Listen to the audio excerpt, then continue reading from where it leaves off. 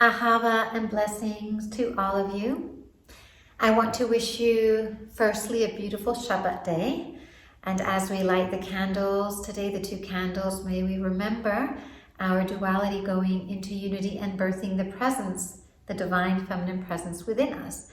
And in this video, I'm going to talk a little bit about a powerful portal that we are entering in this moment.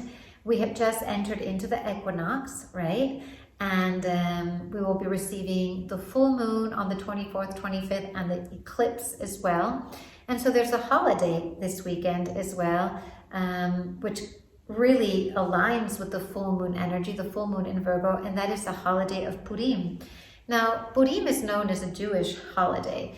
And if we transcend this holiday having to belong to one religion, it actually exists before religion. It exists since the time of creation, and we can find these holidays in the book of Formation written by the patriarch Abraham, which is what we use at the Desert Rose Mystery School for the Aramaic creation spirituality. Creation spirituality within these teachings, of course, is honoring the divine feminine, right? Divine mother and divine father equally, and at the same time understanding that we are a continuation of the creation process, right? And so we are the Bereshit, creation creating infinite, that first word of the Genesis story. And so if all of us in this community, we can come from different spiritualities, different lineages, different religions.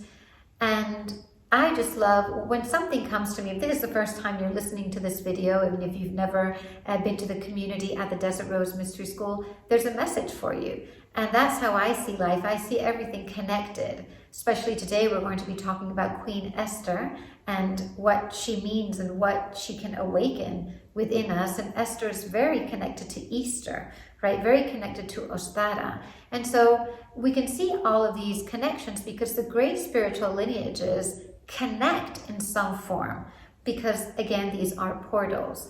And so the holiday of Purim is a very beautiful holiday, and it's a holiday really of the divine feminine, honoring the divine feminine, honoring goddess, and honoring the mystery that the feminine represents in our lives, in men and women, in the earth and humanity. And so just to talk a little briefly about the story, I'm just going to summarize it. We could really go into the details because I love sacred storytelling.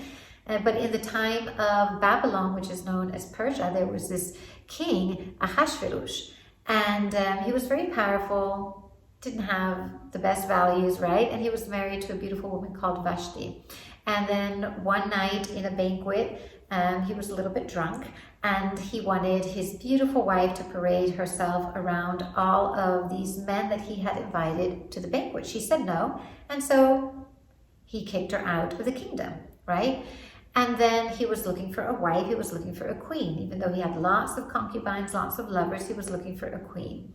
And many people took maidens to get auditioned, and he chose Esther to become his queen. And Esther was a Jewish woman, but he didn't know that she was Jewish.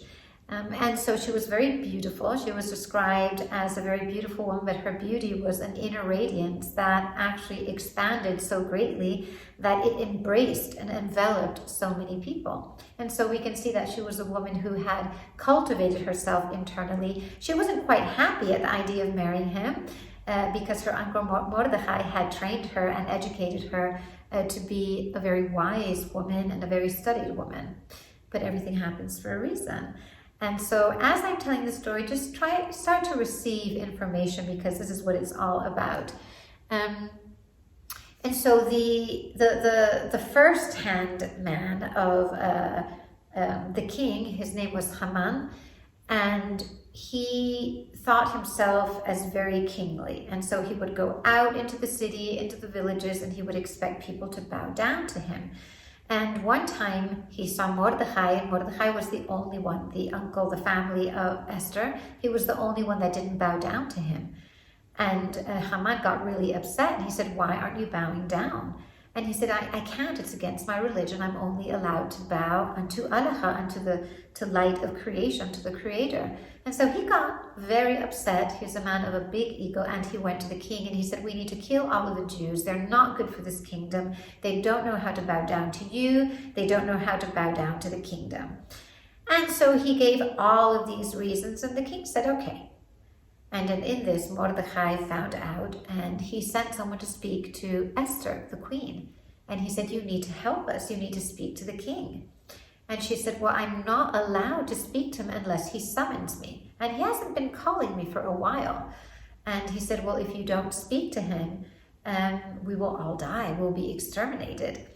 And so she went into her meditation, into her reflection, and then the person who had gone, I forgot his name, gone to give the message to Esther, she also summoned him. He gave a message to Mordechai, and he said, all of you need to fast for 3 days. I will be fasting as well. Good queen, right? Leads through example.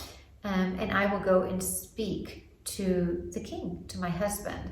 And so she went in, she put on her queenly robe. And when I say her queenly robe, it's an attitude. It's a part of herself that she hadn't experimented before. And she went in to speak to the king. And when she spoke to the king, she told him, my true heritage is I'm a Jewish woman, and you are about to exterminate all of my people. And I ask that this will not be done. And so to make a long story short, because there's a lot happening in between, her people aren't killed, they're not exterminated. At the end, Haman does die, right? The evil of the story, the negative, the darkness of the story perishes, and her people live. And so, and I did summarize the story very quickly, but it's a beautiful story. And so if we look deep beyond the narrative, right? Let's go beyond the story and understand really what this Queen Esther means. Now, Esther first means that which is revealed, right? That which is hidden. It means hidden. And so there's already an aspect here teaching us that in this time, when we're going in through the cycle of Adar, which is Pisces, and getting ready for the Aries portal, which is all about fire and being rebirthed, right? Aries is that energy coming out of the birth canal and just ready to channel itself. There is an aspect of understanding that we need to also get our royal garments and put them on to lead and to be in the kingship and the queenship of our lives. This is what Yeshua talks about when he says the word Malkuta. We were talking about this in the continuing spiral of the priestess and priest training about the meaning of Malkuta that Yeshua uses, and there are lots of meanings. Of course, it is the kingdom of heaven on earth, and it's also the kingdom and the queendom that we create within our lives. And for that to happen, a part of ourselves has to be revealed, right? And we can even go into this a powerful healing when it comes when we ask ourselves, why was the divine feminine exiled in so many different traditions, right? In so many different religions? Why do we see her as exiled? And if we go into the mystical meaning of this, it's because she represents that which is hidden. And that which is hidden is the power. The thing is that they forgot about the power, right? They just exiled her through just, it was already happening for so many years that they forgot the reason. And so Esther teaches us, and again, she's connected to Easter. She's connected to the birthing of something new. She's connected to Ostara. It's that birthing of life. It's that birthing of fire. In Aramaic, the huba, right? That flame, that holy flame of desire that awakens. And when it is awakened, we start to live our mission, truly, truly live our mission. And so one of the aspects that I like in this story is I always ask myself in this time of year, and it's interesting because when I started working with Aramaic creation spirituality a long time ago, but now I really, really align with all of these cycles, everything happens, everything is celebrated at night. When the sun goes down before the day comes up is when the holiday begins, is when the new lunar cycle begins. It is when Purim begins. And there's a reason for this, because creation happened in the darkness, right? That water was in the darkness. The waters of creation was in the darkness, and then everything was birthed from that darkness. And so already connecting with lunar cycles or portals or holidays, when the sun goes down the day before, is already bringing us into some type of psycho magic where we're reliving the story of creation.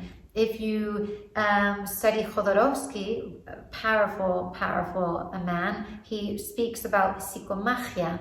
And psychomachia, or psychomagic, is to relive something through your own ritual, right? And through this ritual, we're connecting to what is happening, has happened, and will happen, because it's all happening at the same time, right? It's just like when we're going to do something ceremonial. If we go to church, we see the priest is wearing something special, right? He's not wearing his everyday clothes. And so by putting those clothes on, he's connecting to all of the priests of all times who wear that, and to prepare to give the message. And so this is the part I really like about the story, because, you know, there is, in the celebration, traditionally people dress up. They also get really drunk. They say you're supposed to get really drunk, but I'm not going into that. But they get dressed up and they wear different masks and different costumes. And so we can ask ourselves, as we go into this full moon, as we prepare ourselves to go into the Nisan Aries cycle, and as we go into the eclipse in March, right, 25th, 26th, what is the royal garment that I want to wear in this new cycle? We're celebrating the resurrection as well, the birth of the light of Christ and the death of Christ. And so we're going into this sad period as well, knowing that he was executed, but knowing that he was rebirthed in the light. And so again, if we take that narrative and we apply it to our lives, we are dying and we are being rebirthed. And so what is the royal garment that we choose to wear, right? If we look at our lives and we see something that hasn't been healed, something that hasn't manifested, the longing of our soul that isn't tangible in this reality, almost palpable but not happening, we need to ask ourselves, okay, there's a block. There's a block there, and a block is an absence of light. Where there is a block, there's darkness, there is no light. But again, this block is blocking my revelation. The block is blocking what needs to be revealed. And so if we look at that, which has not been manifested, which has not been healed, and I think you know what I'm talking about, what aspect of ourselves isn't being revealed in that? What aren't we revealing? What are we hiding about ourselves? What is being hidden? What is the fear to be exposed, right? And so we need to look at that and say, okay, this hidden aspect of myself is part of my royal garment. It's part of the royal garment that I choose to wear in this new journey that I embark upon. And remember that this royal garment is how you see and feel yourself living your life in all categories. How am I feeling myself spiritually, emotionally, energetically, in the material world, in the physical world, with relationships, regarding to finances, regarding to my work, intimacy, my home, all of that. And so this is the royal garment. And so we put the royal garment on, and just like Esther did, with all of the fears of revealing her true self, who she truly was. And that is actually when she became the queen. She wasn't the queen before. She was a slave. She was a slave living in comfort. You know, she was the queen, even though the king had loads of lovers, and she could have just enjoyed herself living, you know, a life that was complacent. She had all of the luxuries of the world, and then she had to take a chance. And she said, when I take a chance and I reveal this, my life is going to change. And even if it does change for the better, it's the idea, wow, I have to change my life. Am I willing to change my life? Do I want to stay in the comfort that I am in right now? Do I want to stay in the complacency, or will I take a chance? Will I take a chance to change my life, to truly reveal myself and go through maybe some of the chaos that involves that revelation, but knowing that through that chaos, which is the birth canal, right? That Aries energy coming through that revelation, and me taking that chance, us taking that chance, something totally different is expressed within our lives, right? Something totally different. And what I find very interesting about this story is that it is said that Allah, God, isn't mentioned the whole time. Allah's name is not mentioned. And the reason why it's not mentioned, Allah is not mentioned, is because we're focusing on the hidden aspect of Allah. And what is the hidden aspect of Allah? Allah means Divine Mother, Father. The hidden aspect is the Divine Feminine Presence, the Shekhinah, that force, Divine Mother, Pachamama, Goddess, whatever we feel comfortable with naming her, right? And so that is the hidden aspect that pushes us to reveal ourselves.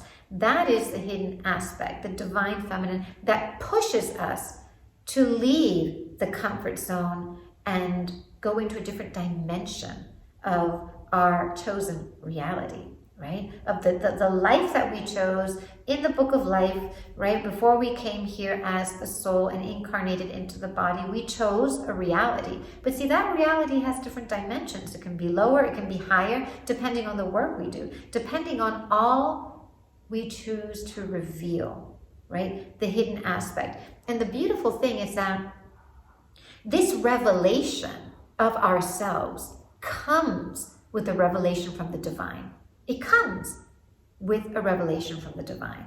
And so not only are we taking that chance, we're doing the AHAVA. AHAVA means love and service, love and action. It's moving forward. It's a commitment with ourselves and the divine, right? But to commit, when we commit with the divine, the commitment has to be with ourselves first. If we cannot commit with an essence of ourselves that is fundamentally and intrinsically part of the divine, we hold that divine spark. If we cannot commit with that divine spark, well, Allah says, this person is not committing with me, right? And so this AHAVA is about the commitment. And so when we go into that commitment and we reveal that part of ourselves that is hidden, and sometimes we don't know what it is, we just know that we have to move forward, right? But we can look inside of ourselves, right? We can just take all of the energy and you know, bring your left hand down for a minute and just take the right hand up and just feel energy of your true soul essence and just hold it with the right hand. Hold that vision of yourself that you are seeing, that feeling in that royal garment. And now grab it, just grab it, make a fist, grab it completely and bring it through your central channel. Very slowly, bring it into your body. Bring it into your body.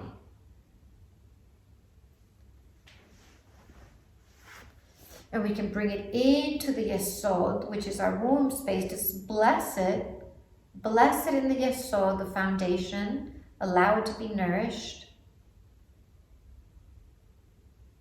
And release.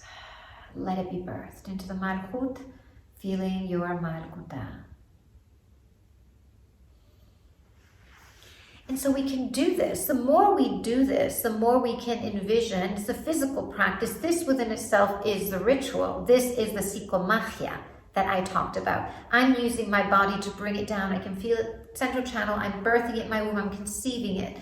Because one of the things that we learn with the word revelation, right, and that which is hidden, that our intentions are conceived.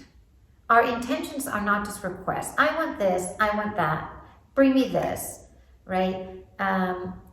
They are intentions. What is an intention? Intention is a seed, and so they are conceived. And so when we hold the vision, we hold the light, we know it comes from a higher dimension. If what we long for is aligned with our heart and love, of course. We know it comes from a higher dimension. We bring it down, we bring it to the body, we bring it in, and we feel it. And now it is in the physical form. It is within us. It is nourished within us. It is part of us. And then we allow it to be free. And that allowing to be free is also a detachment. I just envisioned what I want. I felt it, I birthed it, and now I detach from it. That's it, right? And so this is part of the exercise that we can bring into our practice these days, to really understand what is it that I need to reveal about myself that is hidden.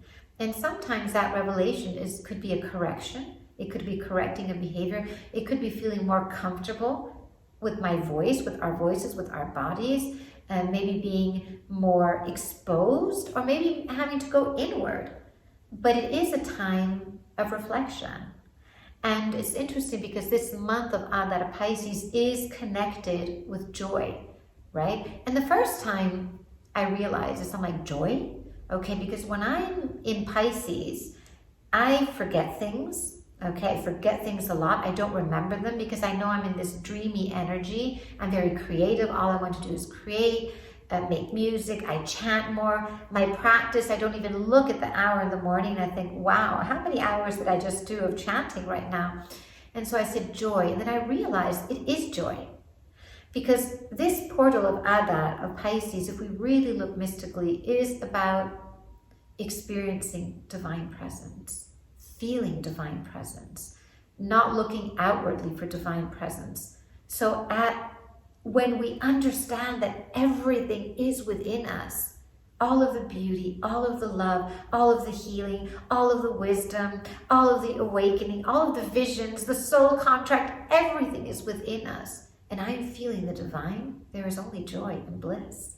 And so in this presence of joy and bliss, it is the perfect moment to take a leap of faith and reveal that part of you that needs to be revealed. And remember, Esther means hidden. And so as we go into this revelation of revealing ourselves to receive the revelation, powerful, we can start to understand that the footsteps that we will be taking on our next journey, in our next birth, will be powerful because we are actually entering the Malkuta, living our kingship and our queenship. And also let us notice the different things that are wanting to be revealed to us. It is a moment of revelation. And so maybe you're receiving signs, maybe from the animals, the plants, the trees, someone speaking, numbers, right? A song, a person that writes a certain message. So let us be open to what is wanting to come to us as a very holy, sacred message that will allow us to reveal more of ourselves and to receive more of the revelation. And so I'm wishing all of you a beautiful Shabbat day. I do have my 2 candles here, and I'm actually going to get them. Even though I will be lighting them, I don't know if you can see because my video lady is not recording. I am, and things change a little bit when I record. But I will be lighting my Shabbat candles today with my family. But right now we can do them together. And these Shabbat candles have beautiful words on them that say peace, love, harmony. And so we can just close our eyes and bring in the energy of the flame 3 times. If you don't have candles right now, just do it with me. I'm just going to chant one of the songs that I have on in my album Al-Andalus. Al-Andalus means the land of Venus, and it's Kadosh. Kadosh, Kadosh, Adonai Sabaoth.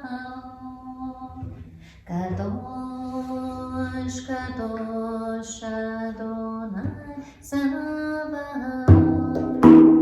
Kadosh, Kadosh, Adonai Sabaoth.